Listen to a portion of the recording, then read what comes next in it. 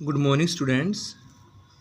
Twelfth class की जो हमने सीरीज़ शुरू की हुई थी उसका लेसन 11 है बाजार दर्शन और ये लिखा गया है जनेंद्र कुमार जी के द्वारा।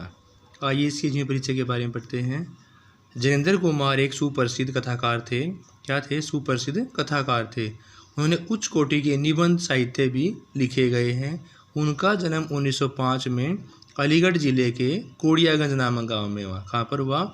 1905 को अलीगढ़ ज़िले के कोड़ियागंज नामक गांव में हुआ और उनको 1990 में उनका देहांत हो गया। उनको भारतीय पुरस्कारों से भी नवाजा गया, यानी कि 1905 में जन्म और 1990 में देहांत। उनके द्वारा लिखी रचनाओं में उपन्यास की बात करते हैं तो परख 1929 में लिखा गया, सुनीता 1935 में, कल्याणी 1939 में, त्यागपत्र 1937 में, विवर्त 1953 में, सुखदा बी 1953 में लिखा गया, व्यतीत 1953 में लिखा गया और जयवर्धन भी 1953 में। कहानी संग्रह लिखे गए, फांसी 1929 में, वातायन 1930 में, नीलम देश की राजकन्या 1933 में, एक रात 1934 में, दो चिड़िया 1935 में और पाजेब 1942 में।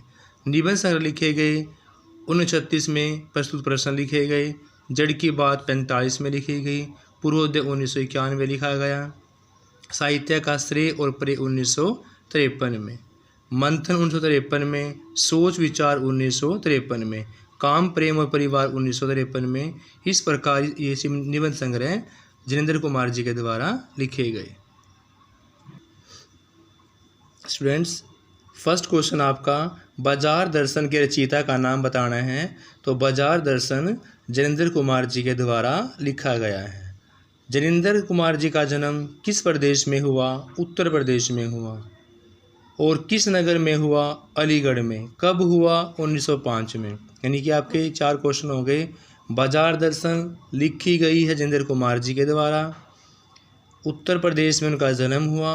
उत्तर प्रदेश के किस नगर में हुआ? अलीगढ़ में हुआ। कब हुआ? 1905 में हुआ। नेक्स्ट है, जनेंद्र जी का जन्म अलीगढ़ के किस कस्बे में हुआ? कोड़ियागंज नामक कस्बे में हुआ। जनेंद्र कुमार के उपन्यास और कहानियों के अतिरिक्त किस विधा में उनको सफल रचनाएं लिखी गई हैं? तो जनेंद्र कुमार उपन्यास के साथ साथ निबंध संग्रह लिखने में भी बहुत फेमस थे।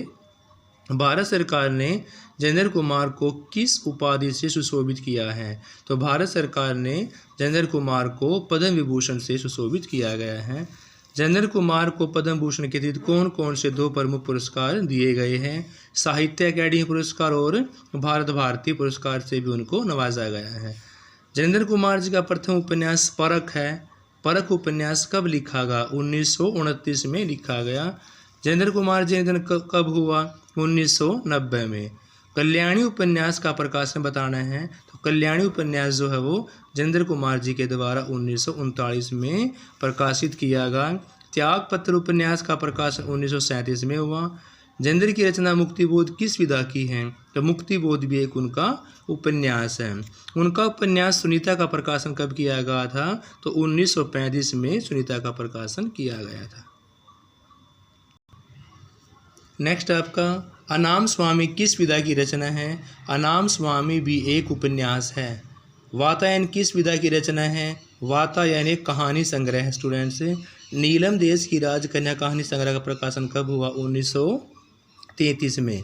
प्रस्तुत प्रश्न निबंध संग्रह का प्रकाशन कब हुआ? 1936 में। देखो, नीलम देश की राजकन्या तो हुआ 1933 में, प्रस्तुत प्रश्न हुआ 1936 में। पूर्वोदय निबंध संग्रह का प्रकाशन हुआ 1951 में। विचार वल्लरी निबंध संग्रह का प्रकाशन हुआ 1952 में। विचार वल्लरी का 1952 में। मंथन का प्रकाशन हुआ किसके द्वारा किया गया? जनेंद्र कुमार जी के द्वारा। मंथन किस विधा का है? मंथन एक निबंध है।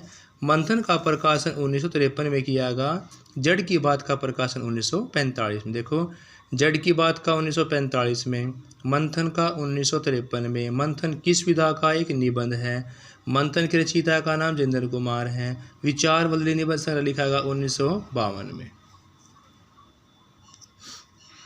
साहित्य का श्रेय और प्रेय के रचयिता कौन है स्टूडेंट्स? साहित्य का श्रेय और प्रेय के रचयिता है जैनेन्द्र कुमार जी। साहित्य का श्रेय और प्रेय की रचना कब हुई? 1953 में। लिखा गया जैनेन्द्र कुमार के द्वारा, कब? 1953 में। सोच विचार के रचयिता का नाम भी जैनेन्द्र कुमार जी हैं। संचय की तृष्णा, वैभव की चाह में व्यक्ति की कौन सी विशेषता प्रभावित की गई है? निर्बलता, यानी कि व्यक्ति की निर्बलता को प्रभावित किया गया है। बाजार चौक में भगत जी क्या बेचते थे? बाजार चौक में भगत जी चूर्ण बेचते थे। लेखक ने चूर्ण वाले को क्या किंजर कहा है, जिसका अर्थ होता है अर्थहीन। चूर्ण बेचने वाले महानुभाव को लोग किस नाम से? भगत जी के नाम से पुकारते थे। बाजार दर्शन का प्रतिपाद है बाजार के उपयोग का विवेचन करना। लेखक का मित्र किसके साथ बाजार गया था? अपनी पत्नी के साथ। क्या फालतू सामान खरीदने के लिए पत्नी को दोष देना उचित है? नहीं, पत्नी को दोष देना उचित नहीं है। नेक्स्ट आपका, लेखक के अनुसार पैसा क्या है स्टूडेंट्स? लेखक के अनुसार पैसा एक पावर है। बाजार दर्शन पाठ के लेखक में किस प्रकार के बाजार को मानवता का शत्रु कहा है? तो स्टूडेंट्स, छल कपट और शोषण पर आधारित जो होता है उसको बाजार का मानवता का शत्रु कहा है। हमें किस स्थिति से बाजार जाना चाहिए? जब मन खाली ना हो, यानी खाली मन होगा तो बाजार नहीं जाना चाहिए। मन खाली ना हो तब स्थिति में हमें बाजार जाना चाहिए। बाजार किसको देखता है? बाजार हमेशा क्रय शक्ति को देखता है। बाजारूपन से क्या अभिप्राय है? बाजार से अनावश्यक वस्तुओं को खरीदना लेकर आना ही बाजारूपन कहलाएगा। बाजार में जादू को कौन सी इंद्रिया पकड़ती है? हमारी आँख। आँख से देख के ही किस चीज़ को आकर्षित किया जाएगा? तो आँख इंद्रिय हमारी ऐसे जो बाजार के जादू को पहचानती है, देखती है। बाजार दर्शन पाठ के आधार पर धन की ओर डैश झुकता है, यानी कि बाजार दर्शन पाठ के आधार पर धन की ओर निर्बल झुकते हैं। फिजूल सामान को फिजूल समझने वाले लोगों को क्या कहा गया है? संयमी। फिजूल सामान को खरीदते समय लोगों को संयम रखने की बात कही गई है। जैनेन्द्र कुमार के मित्र ने बाजार को किसका जाल कहा गया है? शैतान का जाल जो है वो जैनेन्द्र कुमार ने कहा है। किसको कहा गया है? बाजार को। नेक्स्ट स्टूडेंट्स आपके पास, काले मेघा पानी दे किसके द्वारा लिखा गया है? ये जैनेन्द्र कुमार जी के द्वारा लिखा गया है। काले मेघा पानी दे किसके द्वारा? धर्मवीर भारती जी के द्वारा। काले मेघा पानी दे धर्मवीर भारती जी के द्वारा लिखा गया है। धर्मवीर भारती जी का जन्म 2 दिसंबर 1926 को, कब हुआ स्टूडेंट्स? 2 दिसंबर 1926 को इलाहाबाद के अंतरसुया मोहल्ले में। देखो 2 दिसंबर 1926 को इलाहाबाद के अंतरसुया मोहल्ले। 3 क्वेश्चन हो गए। एक डेट 2 दिसंबर 1926 को कहाँ? इलाहाबाद में। इलाहाबाद किस मोहल्ले में? अंतरसुया मोहल्ले में हुआ। एक क्वेश्चन ये हो गया, इसकी माता का नाम क्या था? चिरंजीवी लाल, सॉरी पिता का नाम चिरंजीवी लाल और माता का नाम था चंदी देवी। 2 क्वेश्चन हो गए, यानी कि पिता का नाम चिरंजीवी और माता का नाम चंदी देवी। फिर उनकी मृत्यु के बारे में, 5 सितंबर 1997 को उनका निधन हो गया था और उनको पद्मश्री पुरस्कार से भी नवाजा गया था। यानी 1926 में उनका जन्म हुआ और 1997 में उनका निधन हो गया। धर्मवीर भारती रचनाओं में धर्मवीर भारती की रचना जो है वो 1951 में दूसरे तार सप्तक में से ली गई है, क्योंकि पहला तार सप्तक 1943 में लिखा गया था, दूसरा 1951 में और तीसरा 1959 में। तो धर्मवीर भारती जी का जो काल है वो दूसरे सप्तक की कविताओं के अंदर आता है। ठंडा लोहा लिखा गया 1952 में। 7 गीत वर्ष कनुप्रिया 1959 में। फिर है गुनाहों का देवता और सूरज का 7वां घोड़ा, उनके फेमस उपन्यास है। कौन कौन से? गुनाहों का देवता और सूरज का 7वां घोड़ा। गीत नाट्य की बात करते हैं तो अंधा युग उनका एक गीति नाट्य है। कहानी संग्रह में मुर्दों का गांव है, चांद और टूटे हुए लोग, बंद गली का आखिरी मकान। कहानी संग्रह में कौन कौन से बच्चे? मुर्दों का गांव है, चांद और टूटे हुए लोग हैं, बंद गली का आखिरी मकान है। निबंध संग्रह में ठेले पर हिमालय, कहानी अनकहानी, पश्चंती, मानव मूल्य और साहित्य। धर्मवीर भारती जी की जो आलोचना भी की गई है, आलोचना में है प्रगतिवाद की आलोचना की गई है और एक समीक्षा की, यानी कि प्रगतिवाद और एक समीक्षा की आलोचना। और कहानी संग्रह की बात करते हैं तो नदी प्यासी थी उनके द्वारा कहानी संग्रह भी लिखा गया है। काले मेघा पानी दे पाठ के लेखक का नाम स्टूडेंट्स क्या है? काले मेघा पानी दे पाठ के लेखक का नाम स्टूडेंट धर्मवीर भारती जी। नेक्स्ट आपके पास धर्मवीर भारती जी का जन्म कब हुआ? 2 दिसंबर 1926 को धर्मवीर भारती जी का जन्म हुआ। पिता का नाम पूछा हुआ है चिरंजीवी लाल, उनके पिता का नाम चिरंजीवी लाल, माता का नाम चंदी देवी, चिरंजीवी चंदी। धर्मवीर भारती ने इंटर की परीक्षा 1942 में पास की थी। कब की थी इंटर की? 1942 में। किस पाठशाला से इंटर की परीक्षा पास की थी? कायस्थ पाठशाला से। पाठशाला नाम पूछा होता किससे? कायस्थ पाठशाला से इंटर की परीक्षा पास की थी। धर्मवीर भारती ने किस विश्वविद्यालय से बीए की परीक्षा पास की? तो बीए की परीक्षा पास की उन्होंने प्रयाग विश्वविद्यालय से। सर्वाधिक अंक प्राप्त करने पर धर्मवीर भारती को कौन सा पदक मिला था? तो उनको चिंतामणि घोष और मंडल पदक के द्वारा नवाजा गया था। किसके द्वारा? चिंतामणि घोष और मंडल पदक।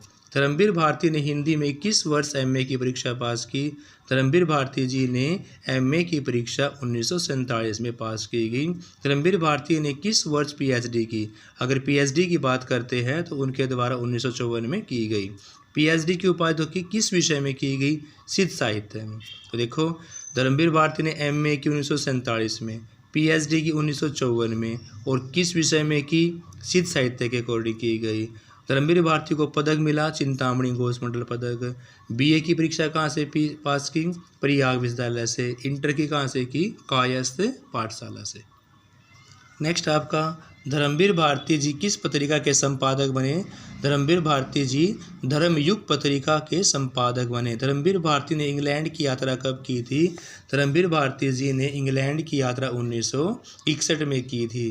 धर्मवीर भारती जी ने इंडोनेशिया और थाईलैंड की यात्रा कब की? 1967 में। इंडोनेशिया और थाईलैंड की यात्रा 1967 में की। धर्मवीर भारती का दूसरा सप्तक की बात करें 1951 में प्रकाशित हुआ। ठंडा लोहा का प्रकाशन 1952 में हुआ। कनु प्रिया किसके द्वारा है? धर्मवीर भारती जी के द्वारा है। गुनाहों का देवता किस विधा की रचना है? एक उपन्यास है। गुनाहों का देवता का रचयिता का नाम है धर्मवीर भारती। और सूरज का सातवां घोड़ा किस विधा का एक उपन्यास है? सूरज का सातवां घोड़ा किसकी रचना है? धर्मवीर भारती की। देखो स्टूडेंट्स, सूरज का सातवां घोड़ा धर्मवीर भारती द्वारा लिखा गया। किस विधा का है? उपन्यास है। गुनाहों का देवता किस तरह? धर्मवीर भारती का है। क्या गुनाह देवता? उपन्यास है। तो आपको इनके 2 फेमस उपन्यास याद रखने हैं, गुनाहों का देवता और सूरज का सातवां घोड़ा। नेक्स्ट देखो अब ठेले पर हिमालय किस विधा का है? स्टूडेंट्स ठेले पर हिमालय एक निबंध है। कहानी अनकहानी के रचयिता का नाम पूछा हुआ है तो धर्मवीर भारती जी कहानी अनकहानी के रचयिता का नाम है। मानव मूल्य और साहित्य किस विधा का है? मानव मूल्य और साहित्य एक निबंध है। धर्मवीर भारती का निधन कब हुआ? 1997 में हुआ। नदी प्यासी थी किस विधा का है? नदी प्यासी थी एक कहानी है, एकांकी है सॉरी। धर्मवीर भारती को किस राष्ट्रीय सम्मान से सम्मानित किया गया था? धर्मवीर भारती जी को पद्मश्री पुरस्कार से नवाजा गया था। पद्मश्री के अतिरिक्त उनको कौन सा पुरस्कार मिला था? व्यास सम्मान, यानी कि पद्मश्री और दूसरा व्यास सम्मान। अंधा युग के रचयिता का नाम पूछ रखा है तो अंधा युग लिखी गई हमारी धर्मवीर भारती जी के द्वारा। अंधा युग क्या है? एक गीति नाट्यकर है। अंधा युग क्या है? गीति नाट्य है। धर्मवीर भारती किस रचना के फिल्म बनी? सूरज के सातवें घोड़ा पर उन्हें फिल्म बनाई गई। नेक्स्ट देखो, आषाढ़ से संबद्ध ऋतु का नाम है वर्षा। आषाढ़ से संबद्ध ऋतु कौन सी स्टूडेंट्स? वर्षा है। काले मेघा पानी दे किस विधा की रचना है? काले मेघा पानी दे एक आपका संस्मरण है। इंद्र सेना को लेखक ने मेंढक मंडली के नाम से पुकारा है। इंद्र सेना को लेखक ने मेंढक मंडली के नाम से पुकारा है। इंद्र सेना द्वारा जल का दान मांगने को लेखक क्या कहता है? जल का दान मांगने को लेखक अंधविश्वास कहता है। वर्षा का देवता कौन माना गया है? वर्षा का देवता इंद्र माना गया है। लोगों लड़कों की टोली को मेंढक मंडली नाम क्यों दिया? नंग दड़ंग शरीर के साथ कीचड़ कांधों में लौटने के कारण। किशोर अपने आप को इंद्र सेना क्यों नहीं कहते हैं? वर्षा के लिए इंद्र को प्रसन्न करने के लिए। गुड़धानी से क्या अभिप्राय है? गुड़ और चने से बना लड्डू, यानी कि गुड़ और चने से बने लड्डू क्या बोलते हैं? गुड़धानी बोलते हैं। लंगोटधारी युवक किसकी जय बोलते हैं? लंगोटधारी युवक हमारी गंगा मैया की जय बोलते हैं। जीजी की दृष्टि से किसके बिना दान नहीं होता? त्याग के बिना दान नहीं होता। नेक्स्ट आपका, बच्चों की टोली पानी दे मैया कहकर किस सेना ने आने की बात कहती हैं? तो इंद्र सेना के आने की बात कहती हैं। जीजी लेखक के हाथों पूजा अनुष्ठान क्यों कराती थी? लेखक के कल्याण के लिए ही जीजी लेखक के हाथों से पूजा अनुष्ठान कराती थी। जन्माष्टमी और बचपन में लेखक 8 दिनों तक झांकी बनाकर क्या बांटा करता था? पंजीरी बांटा करते थे। किन लोगों ने त्याग और दान की महिमा गुणगान किया गया है? तो त्याग और दान की महिमा गुणगान तो ऋषि मुनियों के द्वारा किया गया है। हर छठ पर लेखक छोटी रंगीन कुल्हाड़ियों से क्या बरतता था? भूजा। काले मेघा पानी देख पाठ में किस लोक प्रचलित निबंध का सुंदर चित्रण किया गया है? तो यहाँ पर विश्वास और विज्ञान का चित्रण किया गया है। अंधविश्वास से क्या होता है? अंधविश्वास से हमेशा नुकसान ही होता है। प्रस्तुत पाठ में बोल गंगा मैया की जय का पहला नारा कौन लगाता है? तो पहला नारा लगाया जाता है मेंढक मंडली जी के द्वारा। प्रस्तुत पाठ में लेखक को कुमार सुधार और कौन सा पद दिया गया? उपमंत्री का पद दिया गया। जीजी के लड़के ने पुलिस की लाठी किस आंदोलन में खाई थी? राष्ट्रीय आंदोलन में लाठी खाई गई थी उनके द्वारा। नेक्स्ट स्टूडेंट्स आपके पास पहलवान की ढोलक। पहलवान की ढोलक लिखा गया है आपका फणीश्वर नाथ रेणु जी के द्वारा। पहलवान की ढोलक लिखा गया है फणीश्वर नाथ रेणु जी के द्वारा। स्टूडेंट्स, फणीश्वर नाथ रेणु हिंदी साहित्य में एक आंचलिक कथा के रूप में प्रसिद्ध हैं।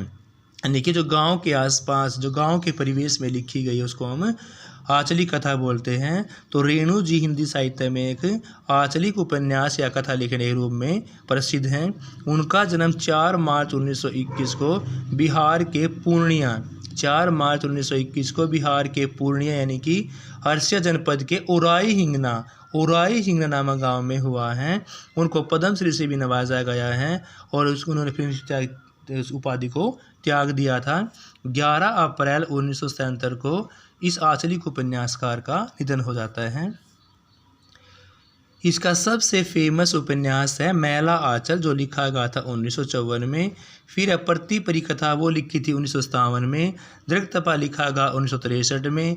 जुलूस लिखा गया 1965 में। कितने चौराहे 1966 में। पलटू बाबू रोड मरणोपरांत लिखे गए 1979 में। कहानी संग्रह ठुमरी लिखा गया 1957 में। अग्निखोर, आदिम रात्रि की महक, एक श्रावणी दो बारी की धूप, तीसरी कसम, ये सारी कहानी संग्रह लिखे गए रेणु जी के द्वारा। संस्मरण भी हैं ऋण जल धन जल, वन तुलसी की गंध और श्रुत अश्रुत पूर्व। नेपाली क्रांति की कथा एक रिपोर्टाज है और पटना की बाढ़ भी एक रिपोर्टाज है। यानी कि नेपाली क्रांति की कथा और पटना की बाढ़ ये हमारी रिपोर्टाज है, लिखे गए हैं हमारे रेणु जी के द्वारा। स्टूडेंट्स, पहलवान की ढोलक रचना के लेखक का नाम पूछा हुआ है। तो पहलवान की ढोलक लेखक रचना का नाम है फणीश्वर नाथ रेणु, यानी कि रेणु जी हैं। पहलवान की ढोलक किस विधा है? यानी पहलवान की ढोलक की कहानी है, लिखा गया रेणु जी के द्वारा। है क्या? एक कहानी है। जन्म कब हुआ? 1921 में। और कहाँ पर हुआ? बिहार में। बिहार के किस जनपद में हुआ? अरसिया में। कैसा कथाकार है? एक आंचलिक कथाकार हैं। रेणु का जन्म स्थान पूछा हुआ है तो ओराई हिंगना। देखो स्टूडेंट्स, यह लिखा किसके द्वारा गया है? रेणु जी के द्वारा। किस विधा का है? कहानी है। जन्म कब हुआ? 1921 में। किस राज्य में हुआ? बिहार में हुआ। और बिहार में किस जनपद में हुआ? अरसिया में हुआ। और किस प्रकार का कथाकार? एक आंचलिक उपन्यासकार हैं। और रेणु जी के जन्म स्थान का नाम पूछा हो तो क्या है वो? ओराही इंगना। नेक्स्ट है, रेणु ने किस वर्ष स्वतंत्रता संग्राम में भाग लिया? तो स्टूडेंट्स, रेणु जी ने 1942 में स्वतंत्रता संग्राम में भाग लिया। रेणु का निधन किस वर्ष हुआ? रेणु का निधन 1977 में हुआ। रेणु किस विचारधारा के साहित्यकार थे? तो रेणु जी प्रगतिवादी साहित्यकार के रचयिता थे। किस उपन्यास के प्रकाशन में रेणु को रातों रात ख्याति प्राप्त हो गई थी? मैला आंचल में। मैला आंचल का प्रकाशन कब हुआ? 1954 में। रेणु के उपन्यास प्रति परिकथा का प्रकाशन कब होता? 1957 में। रेणु का उपन्यास दृक्तपा का प्रकाशन कब होता? 1963 में। कितने चौराहे किस विधा की रचना है? कितने चौराहे एक उपन्यास है। कितने चौराहे का प्रकाशन वर्ष 1966 में था। ठुमरी किस विधा की रचना है। ठुमरी एक कहानी संग्रह है। ठुमरी क्या है, कहानी संग्रह है। ठुमरी का प्रकाशन कब हुआ, 1957 में। ठुमरी एक कहानी संग्रह है। ठुमरी का प्रकाशन 1957 में किया गया था। नेक्स्ट है, रेणु जी का कौन सा उपन्यास उनके मरने के बाद प्रकाशित हुआ। तो पलटू बाबू रोड जो उपन्यास है लिखा गया वो उनके मरने के बाद प्रकाशन में आया। ऋण जल धन जल किस विधा की रचना है, एक संस्मरण है। कौन सी रचना संस्मरण विधा की है, वन तुलसी की गंध। कौन सी है, वन तुलसी की गंध है। रेणु की किस कहानी पर लोकप्रिय फिल्म बनी थी, तीसरी कसम पर। तीसरी कसम पर क्या बनी थी, एक लोकप्रिय फिल्म बनी थी। नेपाली क्रांति कतर पटना की बाढ़ किस विधा की रचना है, ये दोनों एक रिपोर्टाज है। पहलवान की ढोलक मुख्य रूप से किसका वर्णन करती है। तो पहलवान की ढोलक जो स्टूडेंट्स वो लुट्टन पहलवान की जिजीविषा और उसकी हिम्मत का वर्णन करती है। लुट्टन कितने आयु में अनाथ हो गया था, 9 वर्ष की आयु में अनाथ हो गया था। किस पहलवान को शेर का बच्चा कहा गया है, चांद सिंह को शेर का बच्चा कहा गया है। गांव में कौन से रोग फैले हुए थे, गांव में मलेरिया और हैजा फैला हुआ था। ढोलक की आवाज़ गांव में क्या करती थी, ढोलक की आवाज़ गांव में संजीवनी शक्ति का काम करती थी। शेर के बच्चे के गुरु का नाम था बादल सिंह। शेर के बच्चे गुरु का नाम स्टूडेंट्स क्या था, बादल सिंह। नेक्स्ट देखो, लुट्टन पहलवान के कितने पुत्र थे स्टूडेंट्स। लुट्टन पहलवान के 2 पुत्र थे। लुट्टन ने चांद सिंह को कहाँ के दंगल से हराया था। लुट्टन ने चांद सिंह को श्यामनगर के दंगल से हराया था। पंजाबी जियामत किसके पक्ष में स्टूडेंट्स, पंजाबी जियामत चांद सिंह के पक्ष में थी। पहलवान क्या बजाता था, पहलवान ढोलक को बजाता था। लुट्टन पहलवान अपने दोनों हाथों को दोनों कितनी डिग्री दूरी पर, यानी कि 45 डिग्री की दूरी पर दोनों हाथों को रखकर चलता था। लुट्टन को किसका आश्रय प्राप्त हो गया, लुट्टन को राजा साहब का आश्रय प्राप्त हो जाता है। दंगल का स्थान किसने ले लिया, दंगल का स्थान घोड़ों की रेस ने ले लिया था। लुट्टन के दोनों पुत्रों की मृत्यु कैसे हुई थी, मलेरिया हैजे से उनकी मृत्यु हो गई थी। रात्रि की विषमता में कौन ललकाती थी, पहलवान की ढोलक। लुट्टन पहलवान कितने वर्ष तक अजय रहा, तो 15 वर्ष तक लुट्टन पहलवान अजय रहा। लास्ट क्वेश्चन स्टूडेंट्स आज का, लुट्टन सिंह दूसरे किस नए पहलवान को पटक कर हरा दिया था। तो काला खा जो है पहलवान है उनको उन्होंने पटक कर हरा दिया था। किसने हरा दिया था, लुट्टन पहलवान ने। किसको हराया था, काले खा को। तो स्टूडेंट्स इससे पहले भी हम 3-4 वीडियोज़ के अंदर बाकी लेसन कर चुके हैं और नेक्स्ट जो हमारे लेसन हो नेक्स्ट वीडियो के अंदर करेंगे। ये क्वेश्चन हमारे यहाँ तक पूरे हो चुके हैं स्टूडेंट्स। Thank you.